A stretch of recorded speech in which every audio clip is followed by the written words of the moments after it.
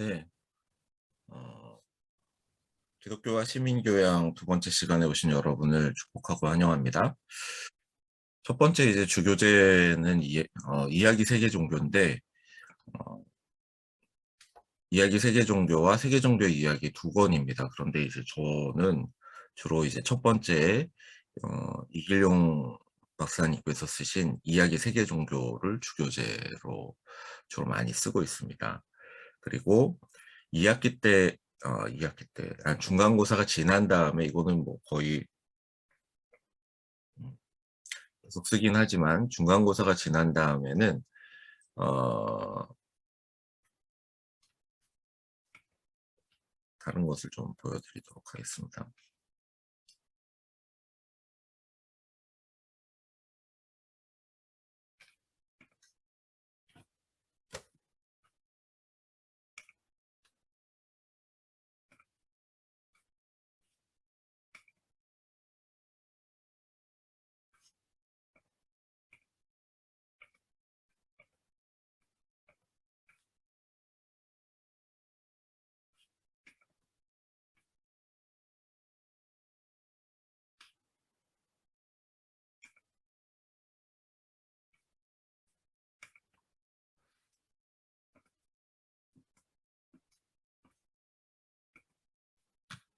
기독교와 사회입니다. 어, 이 기독교와 사회는 중간고사 이후에 주교재로 많이 쓰이게 될 텐데요. 이 책은 절판됐기 때문에 저희 학교에 전병식 교수님과 김원영 교수님께서 공저하신 책인데 오늘 여러분들께서 다운로드 받을 수 있습니다. 저희 LMS를 통해서 여러분이 다운로드 받을 수 있으니까 요거는 꼭 그렇게 참고하시면 되겠습니다.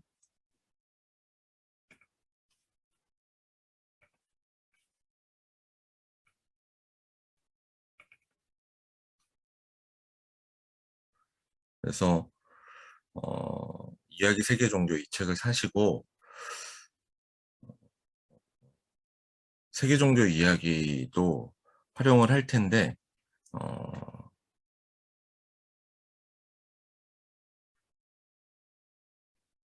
그래서 이 두 권과 아까 세 권이 주 교재인데 주로 이제 저는 이길용 박사님의 이야기 세계 종교, 그 다음에 저희 전병식 김원영 교수님의 기독교와 시민교양 관련 그 책을 주로 교재로 활용을 하도록 하겠습니다. 그리고 부교재는 슬기로운 종교생활, 이것은 이제 독서보고서 작성용입니다. 그래서 이것은 구입처는 교보문고 알라딘 생명의 말씀사 피룬서적에서 구입하실 수 있습니다. 그리고 인성노트 학과 사무실에서 배포할 겁니다. 그래서 인성노트 쓰는 것도 이제 하도록 하겠습니다.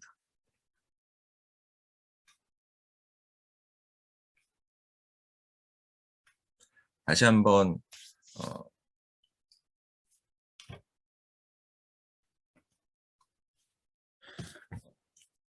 요 이야기 세계 종교 이거 사시고요. 그 다음에 이 기독교와 사회라는 책은 PDF 파일로 여러분들 가지실 수 있고요. 써보고서를 쓰셔야 되는 건 슬기로운 종교생활 이렇게입니다. 그래서 주로 이제 이 교재로서는 이 두 권을 주로 사용할 거고요.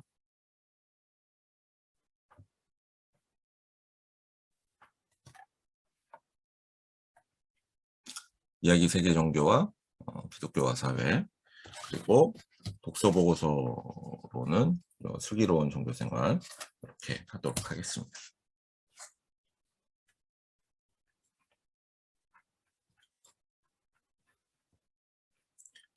시민과 교양에 대해서 좀 살펴보도록 하겠습니다. 교양의 이해, 그리고 이제 시민 교양의 이해에 대해서 시간을 좀 살펴보려고 하는데요.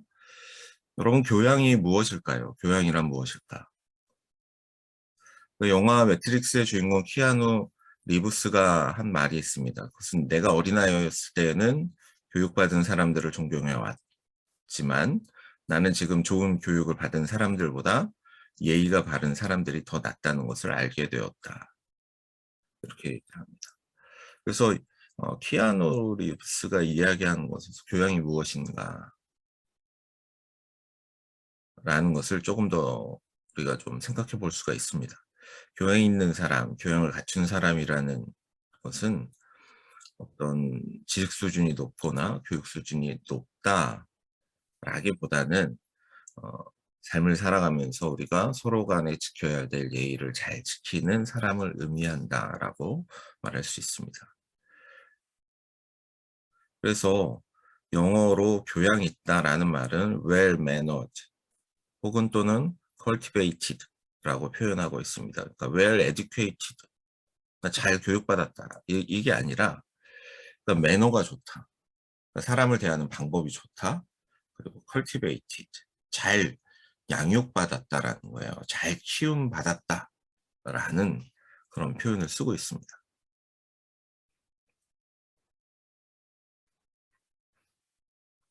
또 교양을 한자어로 가리킬 때는 가르칠 교와 기를 양을 쓰고 있습니다. 이는 가르치어 기른다라는 뜻입니다. 더 자세히 풀어서 이야기하자면 배움을 바탕으로 배워 닦은 수양. 수양이란 무엇입니까? 몸과 마음을 닦아 품성과 도덕을 닦음. 이것을 교양이라고 합니다. 그러므로 교양은 결국 심신을 닦는 가르침, 수양 교육에서 시작되는 것입니다. 따라서 교양 있는 사람이란 좋은 교육도 배우고 예의도 갖춘 사람을 말하는 것입니다. 여기서 좋은 교육이라는 것은 어떤 어떤 특정 지식을 깊게 습득한다라는 것이 아니라, 즉 상급 학교에서 특정 지식을 교육받는다라는 것이 아니라 여러 형태의 교육을 통해서 잘 배우는, 그리고 성숙된 것, 이게 바로 교양이다라는 겁니다. 한자어로 이야기할 때. 그리고 국립국어 표준국어대사전에서 교양은요, 학문, 지식, 사회생활을 바탕으로 이루어지는 품위 또는 문화에 대한 폭넓은 지식이라고 설명하고 있습니다. 즉, 학식과 사회생활을 바탕으로 배워 닦은 수양, 이것이 바로 교양이다라고 이야기할 수 있습니다. 다시 한번, 수양이라는 것은 무엇이죠? 몸과 마음을 닦아서 품성과 도덕을 닦는 것을 수양이다라고 이야기합니다. 수양이라는 것은 몸과 마음을 닦아 품성과 도덕을 닦은, 바로 이것이죠. 그리고 민경식 교수는 다음과 같이 설명합니다. 교양은 흔히 도야, 즉 훌륭한 인격을 갖추려고 몸과 마음을 닦아 기름, 이 도야라는 의미죠. 다시 한번, 민경식 교수는 교양은 흔히 도야로도 번역된 독일어 빌둥을 번역한 용어인데, 1차적으로 인간의 형성, 즉 인간을 인간답게 만드는 행위를 의미하며 그것은 인간됨 혹은 주체됨에 관한 것이다 라고 이야기합니다. 달리 말하면 교양이란 무엇보다 사람다운 삶에 대한 식견과 태도를 말합니다. 또 인간의 인간적인 삶 자체를 총체적으로 성찰하는 지적 능력과 그 성찰의 내용을 실천에 옮기려는 의지적 자세가 교양의 토대를 이룬다라고 민경식 교수는 이야기합니다. 이런 맥락을 고려할 때 빌딩으로서의 교양의 개념은 인간성을 닦는 것이다. 인간성의 도야다 라고 짧게 설명할 수 있습니다.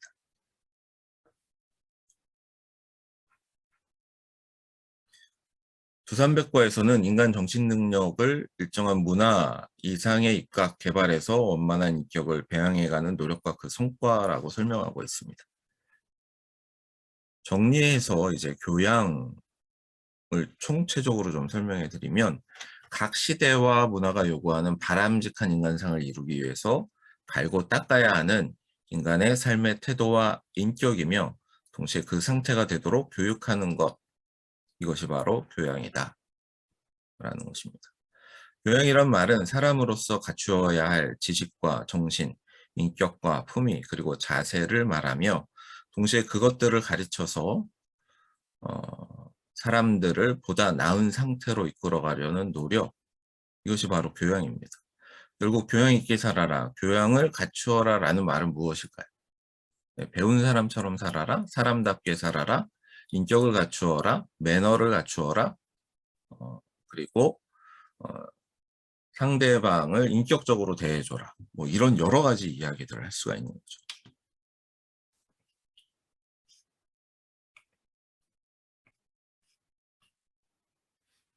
자, 이제 시민교양, 교양 시민의 이해를 살펴보도록 하겠습니다.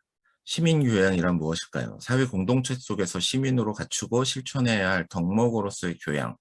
국민은 한 국가의 국민으로서, 시민은 한 도시와 마을의 시민으로서 지켜야 할 교양을 이릅니다. 교양 시민이란 의무와 권리의 균형 감각을 갖추어 교양을 실천하는 시민을 교양 시민이다 라고 이야기할 수 있습니다. 자, 그러면 이 강의에서 종교와 교양, 종교와 시민 교양은 무엇일까요? 종교의 내용, 즉 교리와 실천, 수행이 교양에 어떠한 영향을 주며 종교를 바탕으로 한 교양이 시민과 국가, 사회, 공동체에 기여할 수 있는 덕목들을 찾고자 하는 것이 이 강의의 목적입니다. 미리 좀 말씀드리자면 현대 종교에서 찾아낼 수 있는 대표적인 시민 교양의 덕목은 공동의 선, 공공선, 이건 공익이라는 겁니다. 공동의 선, 공공선, 공익, 그리고 공익을 추구하는 거죠. 공공의 선이라는 것은 한 사회 구성원들 또 이 사회에 유익이 되는 것들이 무엇인가, 그걸 행하려고 하는 그 자세, 이것이 시민 교양의 덕목이다라고 말씀드릴 수 있고요. 여기에 이제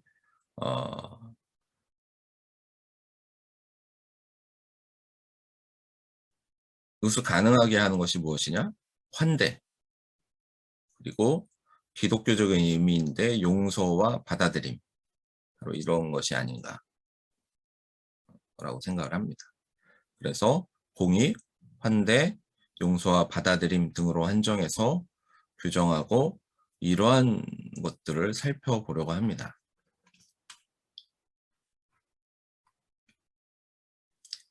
자, 이제 종교와 시민교양 살펴보도록 하겠습니다.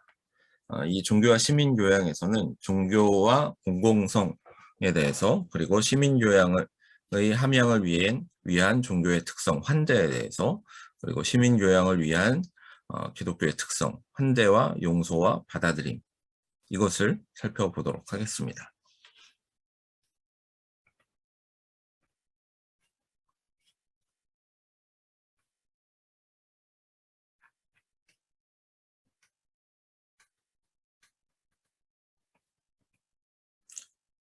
자, 이제 종교와 시민교양의 종교와 공공성을 좀 보도록 하겠습니다.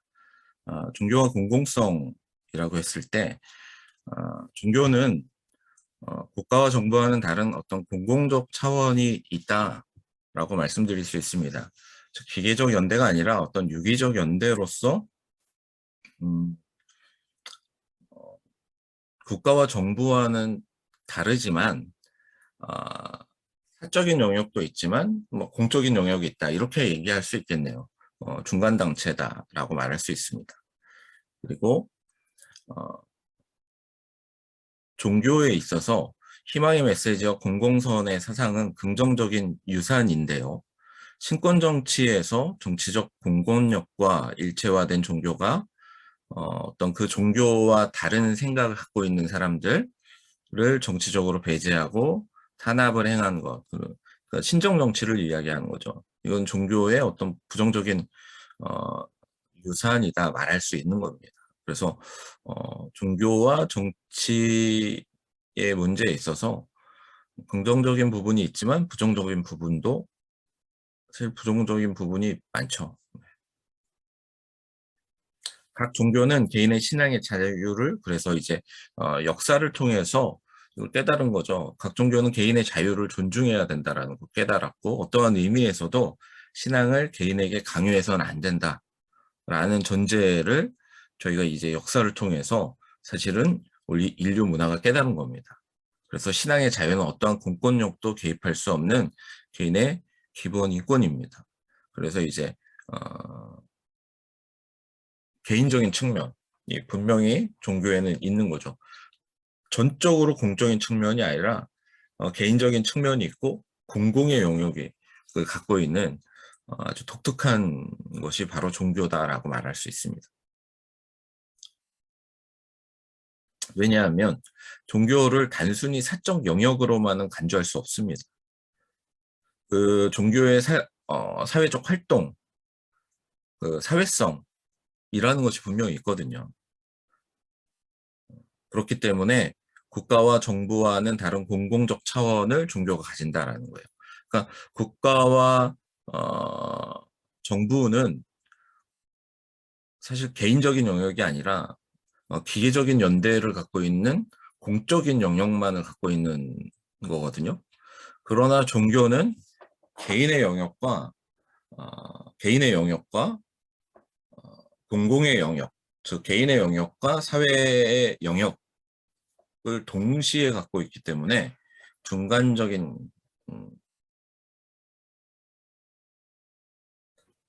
특성을 갖고 있다라고 말할 수 있습니다. 자, 그리고 기독교 교회와의 공공성을 살펴보도록 하겠습니다. 기독교의 공공성은요, 교회는 닫힌 사적인 영역이 아니라 모든 사람에게 개방된 공공의 공간이다라고 볼 수가 있습니다. 서구 사회 역사에 있어서 대학의 설립은 기독교 교회를 통해서 대학이 세워졌거든요. 그래서 이 대학의 의미를 조금 살펴볼 필요가 있는데 기독교의 중세 유럽에서 세워진 대학의 의미는 우니베르시타스라고 대학이 불리는데 라틴어로요. 진리를 추구하는 그 공동체로서요. 대학이라는 공공 공간을 통해서 유럽의 공공 지식이 추구되었습니다. 그리고 이 대학이 세워진 것은 철저히 그 기독교적인 배경 하에서 세워졌다라는 거 기억해 주시면 좋겠습니다. 볼프강 후보는 교회의 정치적 책임이라는 관점에서 공공성의 문제를 지적하고 있는데요. 교회도 시민사회 안의 한 단체이고 타자를 위한 교회, 세계를 위한 교회다라는 것을 기억해야 된다라고 이야기하고 있습니다. 그래서 공공의 교회로서 이 교회의 방향성을 지향해야 할 필요가 있는데 종교가 제시하는 평화와 복지와 정의와 덕 등의 보편적 가치 이념을 전달해주는 어떤 매개체 역할을 감당하고 또 시장의 논리, 권력관계, 지위, 신분 등에서 자유로운 그러한 공간 그리고 자유로운 기회 그리고 시간을 제공해주는 역할을 교회가 감당해야 합니다. 그럼으로써 한 개인이 인생의 의의를 획득하고 그 인생의 의의를 서로 나눌 수 있는 공공의 대화의 장, 이게 교회가 공공성을 가지는 중요한 방법 중에 하나다라고 말씀드릴 수 있고요. 그래서 다문화적 공공세계에 기여하는 교회가 되어야 된다. 라는 거죠. 예수 그리스도의 말씀과 교훈에서 하나님 나라의 복음의 공공성을 실천하라는 명령은 단 한마디로 집약될 수 있습니다. 내 이웃을 내 몸과 같이 사랑하라 라는 것입니다. 이는 너희는 무엇이든지 남에게 대접을 받고자 하는 대로 너희도 남을 대접하라 라는 구약의 명령을 다르게 표현하신 것입니다. 내 이웃을 내 몸과 같이 사랑하라. 남을 대접하는 환대를 넘어서 이웃을 자신같이 사랑하라는 명령은 기독교의 신앙이 사적인 종교가 아니라 공동체적이며 공공 차원의 그 본질이 있음을 보여주고 있습니다. 이어서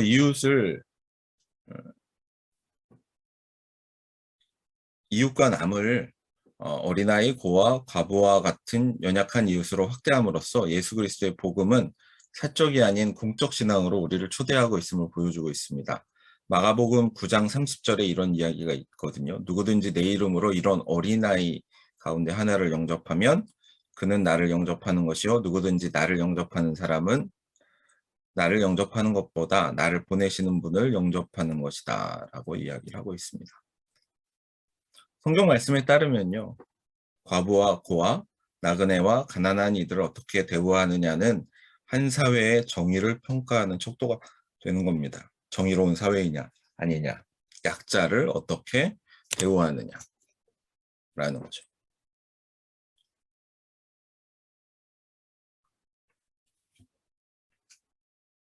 그리고 이 정의라는 것, 히브리어 미시파트는 한글 성경에는 공의로 이제 번역이 되어 있거든요. 그래서 징벌이든 보호든 보살핌이든 마땅히 돌아가야 그 사람에게 돌아가야 할 몫을 주다라는 뜻입니다.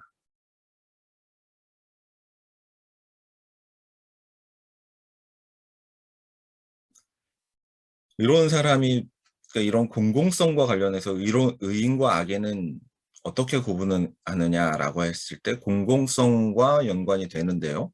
의인은요 개인적 손실을 무릅쓰고 공동체의 유익을 추구하는 데 반해서 악인은 사사로운 이득을 위해서 공동체의 손해를 입히는 것을 이야기합니다.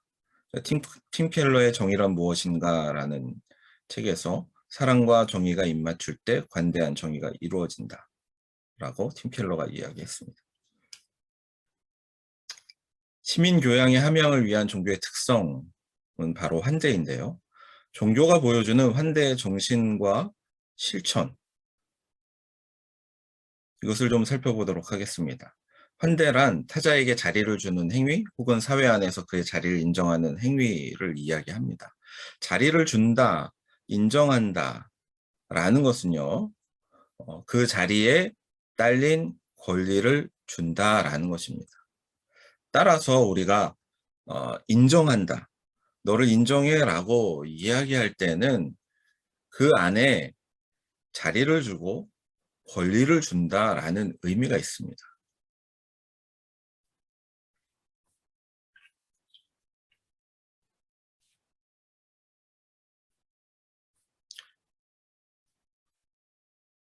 다시 한번 환대가 무엇이죠? 타자에게 뭘 주는 거예요? 자리를 주는 행위. 혹은 사회 안에 있는 그의 자리를 인정하는 행위입니다. 근데 자리를 준다라는 게 무엇이라고 했습니까? 권리를 준다라는 거예요. 즉 환대한다라는 것은요. 그에게 자리를 주고 공간을 주고 또 그에게 권리를 준다라는 의미입니다. 즉 환대받는다라는 것은요. 우리 사회의 구성원이 되는 거예요. 자리를 얻는 거죠. 그리고 구성원이 갖고 있는 권리를 갖는다라는 거예요. 그러니까 단순히 환대라는 것은요. 그냥 먹고 떨어져 이런 것이 아니라 그에게 권리를 준다라는 거예요.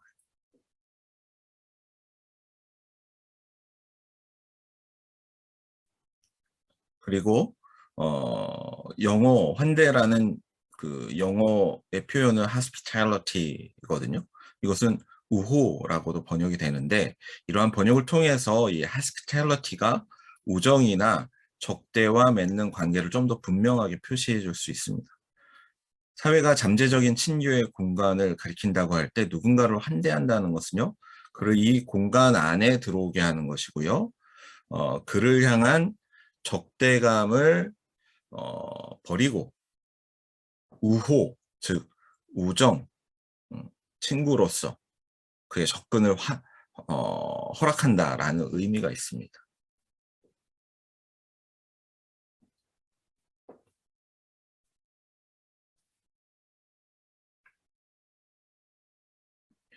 자, 이제 시민교양을 위한 기독교의 특성을 좀 보도록 하겠습니다. 환대, 아까 우리가 환대를 공부했죠. 그리고 용서와 받아들임. 기본적으로 기독교는 환대의 공간이다 라고 말씀드릴 수 있습니다.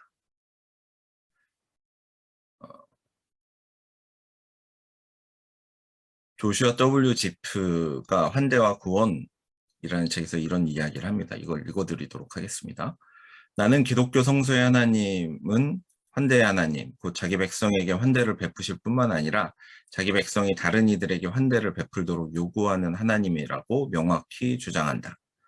하나님이 자기 백성을 환영하고 환대하듯이 하나님의 백성도 서로에게 환대를 베푼다. 우리는 하나님을 본받기 때문에 특히 우리와 다르고 우리의 공동체 밖에 속하는 남에게 환대를 베푼다. 환대는 외인의 정체성이 손님의 정체성으로 변화되는 행위 또는 과정이다.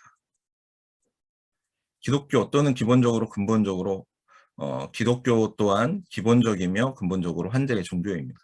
그런데 기독교에는 이 환대를 넘어서서 용서와 받아들임이 있다라는 것 기억해야 합니다.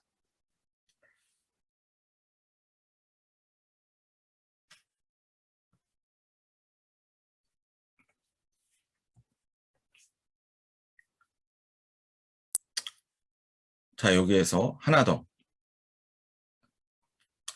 기독교와 시민교양이라는 교과목 강의가 가진 숨겨진 커리큘럼이 있습니다. 그것은 바로 공공성을 위한 사랑과 정의에 대한 개념입니다. 이것은 여러분의 이해를 돕기 위해서 강의 전문을 드리도록 하겠습니다. 이 부분, 이 파트는. 그러나 나머지 파트는 여러분들 그 주제어만 제시되어 있기 때문에 열심히 잘 필기했을 줄로 믿어요. 기독교와 시민교양이라는 수업에서 그 배경이 깔고 있는 가장 기본적이며 전체를 아우르는 히든 커리큘럼의 큰 주제는요, 공동체를 위한 공공성입니다. 근데 이것은 한 특정한 개인이나 어떤 특별한 단체를 위한 것이 아니라 국가와 사회의 모든 사람들에게 골고루 미치는 영향과 그 성격을 찾아내는 것. 이것이 이 수업의 숨겨진 목적인데요. 우리 모두가 공동체의 구성원으로서 공생하는 관계라는 것을 받아들이고 깨닫는 것을 전제로 합니다. 쉽게 말하면 함께 살아가는 공동 운명체로 나와 남의 관계를 설정하는 데서 이 수업이 시작됩니다. 수업이 진행될 때 어떤 때는 드러내놓고 이 공공성과 공동체의 공생에 대해서 직접적이고 구체적으로 저희가 이야기할 수도 있고요. 또 어떤 때는 드러내지 않고 공공성과 공동체성에 대한 것을 강조하게 될 것입니다. 이 공공성과 공동체성은 기독교와 관련된 내용에서 크게 사랑과 정의로 나누어지게 됩니다. 먼저 정의를 살펴보면 정의는 일반 사회나 법이 정의하는 정의가 아니라 불변하는 정의로서의 하나님의 정의를 말하게 됩니다. 이것은 일반적인 정의, 저스티스와 구별하기 위해서 공의라고 저희는 부르고 있어요. 이 공의에 관계된 세부적 주제는 공정과 공평, 즉 평등입니다. 공정이라는 것은 뭐죠? 공평하고 올바르다라는 것이고요. 공평이라는 것은 어느 한쪽으로 치우침 없이 고르다라는 의미입니다. 평등이라는 것은 무엇입니까? 권리, 의무, 자격에 있어서 차별 없이 고르며 한결같음을 이야기합니다. 이것이 바로 공의의 세부 주제들이다라고 이야기할 수 있고요. 사랑은 공감, 공유, 공용 등의 주제로 나누어서 살펴보게 될 것입니다. 어떤 때는 바로 이것이 공정이나 공감이다라고 직접 강조하기도 하지만 어떤 때는 직접 드러내는 일 없이 여러분이 그 주제를 알아차리도록 수업이 진행될 것입니다. 정리해보면 공동체, 공생, 공공성, 공공선 등을 큰 바탕 주제로 해서요. 공의, 하나님의 정의는 공정과 공평, 공개성으로 나누어서 살펴볼 것이고요. 사랑은 공감, 공유, 공용 등으로 나누어서 살펴볼 예정입니다. 다시 자세히 말씀드리면 21세기를 살아가고 있는 대한민국 국민이자 대학생으로서 그리고 세계 시민으로서 내가 이웃과 함께 살아가고 있다는 공생과 공동성 그리고 공공성을 깨닫는 것이 큰 주제이며 기본입니다. 그리고 이 큰 주제와 기본을 통해서 공공성을 이루며 실천하며 살아가기 위한 세부 주제는요. 공의라는 주제 아래 공정과 공평, 그리고 사랑이라는 주제 아래 공감, 공유, 공용 등으로 나누어서 저희가 공부를 할 겁니다. 정의와 관계된 공정과 공평은 공자,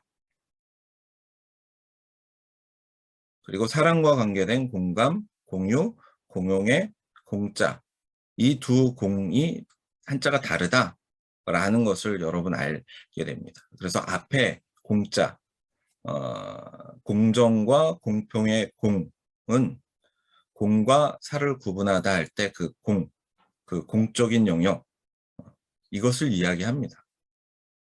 그리고 사랑에서 이야기하는 공감, 공유, 공용의 공자는요, 함께한다라는 뜻입니다.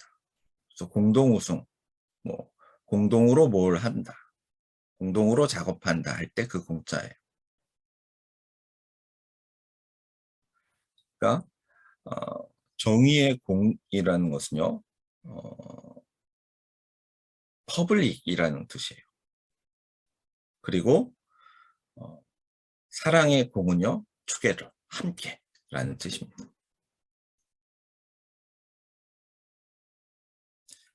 다시 한번 정의와 관계된 공정과 공평에서 공은요, 누구에게나 법과 의무와 권리나 자격 등이 똑같이 평등하게 적용되거나 작용해야 한다라는 공공의 영역에 있어서 의미가 있고요. 사랑에 관계된 공감, 공유, 공용의 공은 함께하다, 나누다라는 의미가 있는 것입니다. 공감은 아픔이나 기쁨을 함께 느끼는 감정이고요. 공유는 필요한 것을 서로 나누어 쓰는 모습이고요. 공용은 필요한 것을 함께 사용하는 것을 이야기합니다. 그러니까 공동이 함께하는 것이 결국 공인 거죠. 공. 기독교와 시민교양이라는 이 수업의 목표는요, 결국 여러분들에게 공공과 공동, 공생의 의미를 깊이 깨닫고 이를 실천하면서 살아가는 사랑과 정의라는 실천 주제 아래서 공정과 공평을 이루는 것으로 하나님의 정의인 공의와 하나님께서 보여주신 사랑을 사람들에게, 이웃들에게 베푸는 공감, 공유, 공용의 삶을 살아가도록 여러분에게 권유하는 수업이 될 것입니다. 그러기 위해서 먼저 이 수업의 진행과 내용 또한 사랑을 보여주고 실천하며 공공적이며 공정하며 공평한 것이 되어야 할 것입니다. 또한 공감하고 공유하는 수업이 되어야 할 것입니다. 수업이라는 점에서 어쩔 수 없이 성적을 매기는 것이 개인적으로 속상하기도 하고 좀 사실 마음이 불편하기도 합니다. 그러나 크게 생각하면 숫자로 매겨지는 점수보다 여러분이 이 수업에서 공공의 사랑, 공동체의 한 구성원으로 어떻게 그 주제를 깨닫고 실천하려고 애썼는가 하는 개인적 성취가 큰 의미가 있을 것으로 여겨집니다. 성적, 점수가 중요하지 않은 것은 아니지만 이 수업의 특성을 살려서 이 과목을 수강한 후에 여러분들이 대한민국의 국민, 세계의 한 시민으로서 보다 나은 인격과 품성을 준비해서 세상에 나가서 더 큰 사람, 된 사람, 든 사람으로 제 한몫을 다하며 살아가기를 바랍니다. 결국은 종교가 다 같은 거 아니냐. 그 궁극에선 다 똑같은데 가는 길만 다른 게 아니냐. 저는 조금 반대하는 입장이긴 합니다. 불교나 유교나 이슬람을 공부해 보니까 내가 믿는 신앙, 내가 고백하는 신앙이 이렇게 독특하구나를 알게 됐어요. 그 핵심은 아주 간단합니다.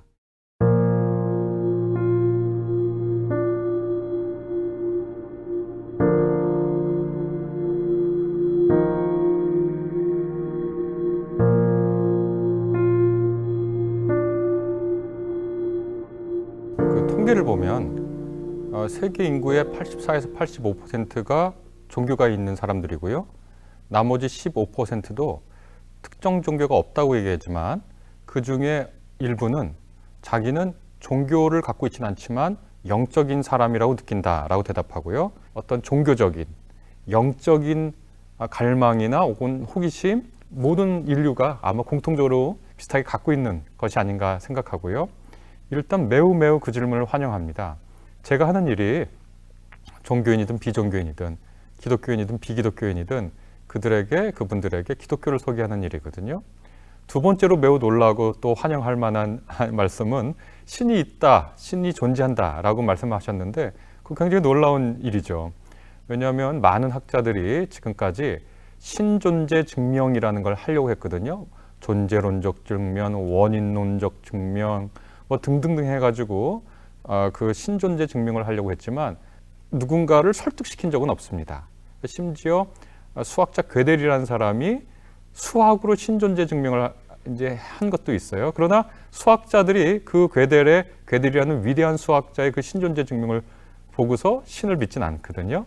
그러니까 신이 있다라고 생각하고 신의 존재를 느낀다는 것은 그 자체로 논리와 이성의 한계를 넘어서서 어떤 신적 존재에 대한 감지 능력이 있다고 매우 놀라운 일이고 굉장히 또 환영할 만한 일이고 축하드립니다. 기독교가 다른 종교와 공유하고 있는 가치들이 있어요. 말씀하신 대로 선행, 양심, 따뜻한 마음, 또 긍정의 힘 언급해 주신 거에 따르면 이런 것들이 있죠. 그래서 우리가 기독교인이고 어떤 분들은 불교인이고 어떤 분들은 유교인이라도 그 공동의 가치를 사회에서 실현하기 위해서 협력하기도 하고요. 또 어떤 분들은 그 협력하는 것 이상으로 나아가서 자기 종교만 아니라 다른 종교도 알아야 된다라고 얘기하는 분들이 있는데요. 가령 종교학의 아버지라고 부르는 막스 뮬러라고 하는 분이 있습니다. 이분은 괴테 있죠. 독일의 괴테의 말을 따서 이런 말씀을 만들었는데요. 괴테가 어렸을 때부터 천재라서 뭐 7개 국어를 했다 그래요. 그러면서 괴테가 남긴 말이 하나의 언어만 알면 그 언어도 제대로 모르는 것이다. 이런 얘기를 했다 그러는데 참 맞는 말이죠. 우리가 우리말만 안다면 우리말의 특성을 잘 모르는 거예요. 왜냐하면 우리가 어떤 대상을 안다는 것은 이것을 객관화해 놓고 볼 수 있는 능력을 또한 말하는 건데 다른 언어를 배우지 못하면 우리말을 객관화할 수 있는 능력이 없거든요. 그래서 종교학의 아버지라고 하는 이 막스 뮬러, 이 뮬러가 무슨 말을 했냐면 하나의 종교만 아는 것은 그 종교도 제대로 모르는 것이다 라는 얘기를 했거든요. 저는 이게 종교학뿐만 아니라 여러 곳에서도 통용되는 논리 같아요. 우리가 하나의 종교만 알면 정말 그 종교도 제대로 몰라요. 제가 기독교인이지만 제가 기독교가 이런 종교구나 라고 알게 된 것은 불교나 유교나 이슬람을 공부해 보니까 내가 믿는 신앙, 내가 알고 있는 혹은 내가 고백하는 신앙이 이렇게 독특하구나를 알게 됐어요. 근데 이것이 이제 어떤 분들에게는 이런 주장까지 하게 하는데요. 결국은 종교가 다 같은 거 아니냐. 그 궁극에선 다 똑같은데 가는 길만 다른 게 아니냐. 글쎄요. 지금까지 제가 공부하고 제가 생각한 바로는 기독교의 궁극적 지향점과 불교의 그것과는 차이가 있는 것 같아요. 그래서 결국 종교의 궁극적 목표는 하나고 거기에 도달하는 길은 제각각이 아니냐. 이런 시선에 대해서는 저는 조금 반대하는 입장이긴 합니다. 거기에 수긍이 되질 않더라고요. 기독교는 기독교만의 독특한 진리 주장이 있습니다. 그럼 그 핵심은 뭘까요? 그 핵심은 아주 간단합니다. 예수라는 한 분에게 초점이 있습니다.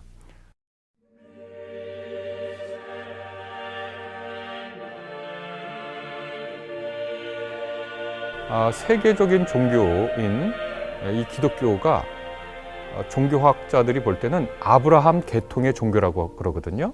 그래서 아브라함의 계통의 종교는 크게 세 가지가 있습니다. 하나는 유대교, 기독교, 그 다음에 이슬람교입니다.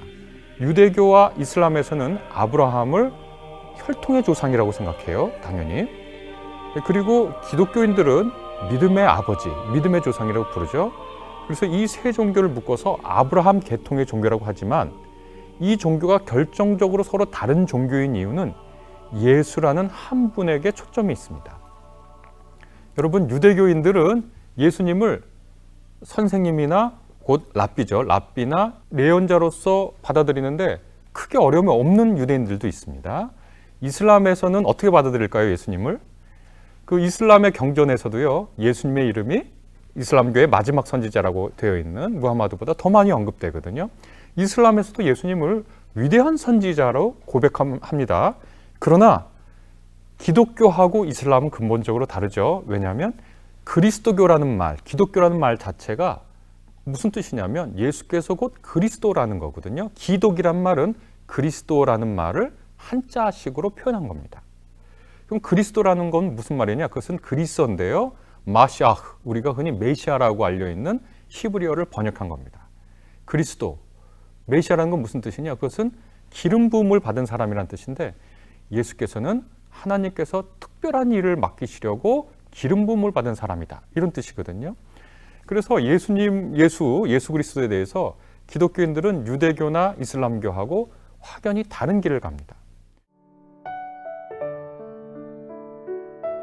예수께서 이른바 공생애 지상에서의 사역을 하시다가 하나님의 사랑을 증거하고 불의에 항거하시다가 하나님의 뜻을 준수하시고 끝까지 하나님의 충직한 메시아로 남아 계시다가 십자가형을 받고 돌아가시죠. 그리고 사흘째 되는 날에 부활하십니다. 그리고 그것을 많은 예수님의 제자들이 보게 되는데 그 이후에 이 제자들이 자신이 지상에서 지난 예수님과 만나서 그분의 말씀을 듣고 그분이 일으켰던 기적을 보고 느꼈던 그 생각들이 점점 발전하게 됐어요. 혹은 전개되게 됐습니다.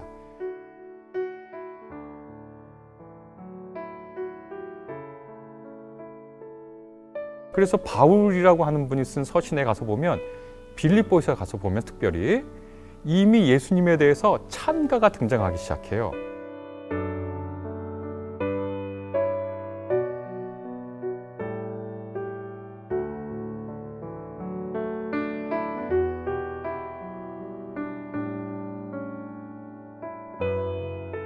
그는 근본, 그러니까 예수 그리스도께서는 근본 하나님의 본체, 그러니까 하나님과 본체죠. 하나님의 본체라는 건 그분 자체라는 거거든요.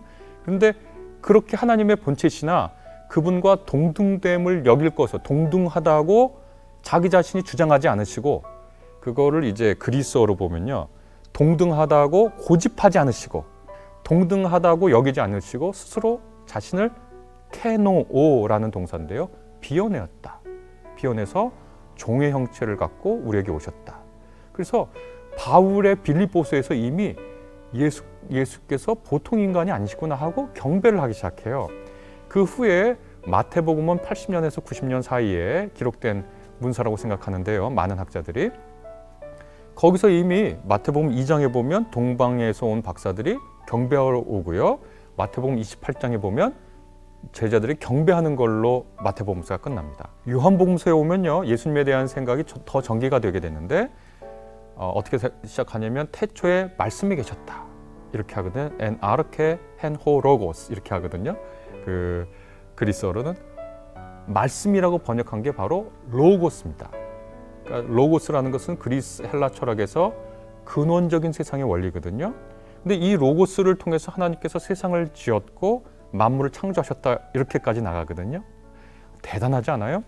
지금 요한이나 마태나 바울 다 모두 유대인입니다. 유대인들은요, 너무나 지독하게 한 분 하나님에 대한 생각이 있었기 때문에 감히 인간이나 다른 메시아라도 경배할 생각을 하지 않아요. 그런데 그렇게 아주 철저한 유대인 교육을 받았던 바울이나 그리고 마태 그리고 요한 모두 예수님이 단순한 인간 이상의 뿐임을 고백하기 시작하고, 바로 그 고백의 근거에서 기독교라는 종교가 다른 여타의 종교와 다른 종교가 됐습니다. 네, 제가 지금 설명드린 것이 기독교인들의 주류 견해인데요, 저도 그렇고요, 기독교인이라고 고백하는 모든 분들이 바로 이 예수님이라는 이 한 분의 인격, 한 분에게 사랑과 존경을 표하거든요. 이것이 기독교와 다른 종교가 다른 점이라고 얘기할 수 있겠습니다. 요한복음서에 보면 예수께서 말씀하십니다. 자기를 본 사람은 곧 아버지, 신을 본 사람이다. 이렇게 말씀하시는데 기독교인들 모두 예수님을 통해서 하나님을 봤다고, 그분을 통해서 하나님을 봤다고 고백하는 거거든요. 저도 이 질문 주신 분이 예수 그리스도를 한번 만나보시기를 감히 한번 권해볼까요? 그러면 그 만남 속에서 기독교란 이런 것이구나, 참 매력적이구나, 참 아름답구나, 이렇게 생각하시지 않을까 싶습니다.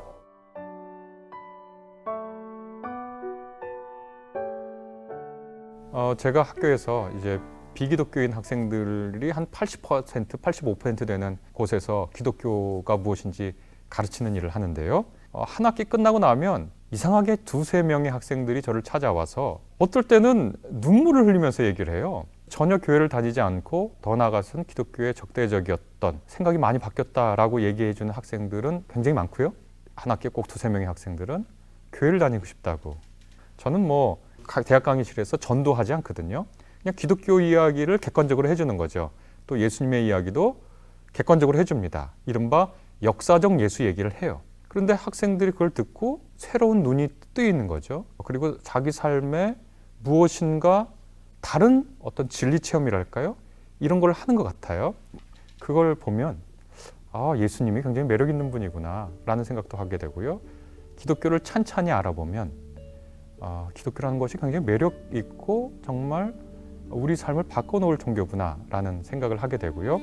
이렇게 기독교를 알아갈 때 한두 교회에 의지하지 말고, 한두 명이 이게 기독교다라고 말하는 데 의지하지 말고, 또 무작정 성경을 본다고 갑자기 막 기독교나 예수님에 대해서 잘 알고 수 있는 것도 아니거든요.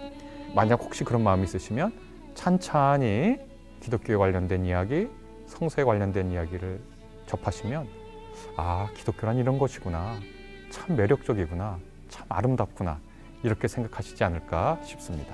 환영합니다.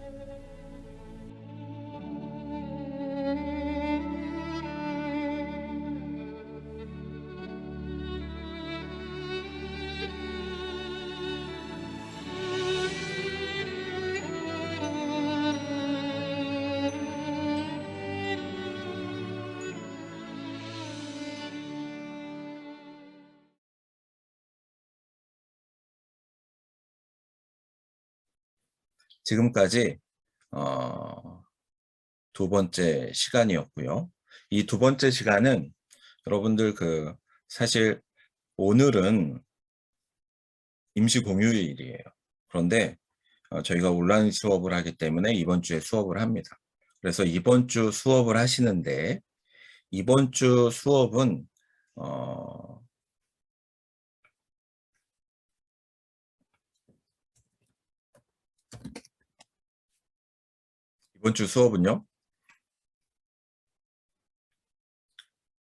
출결이 6월 8일에 반영돼요.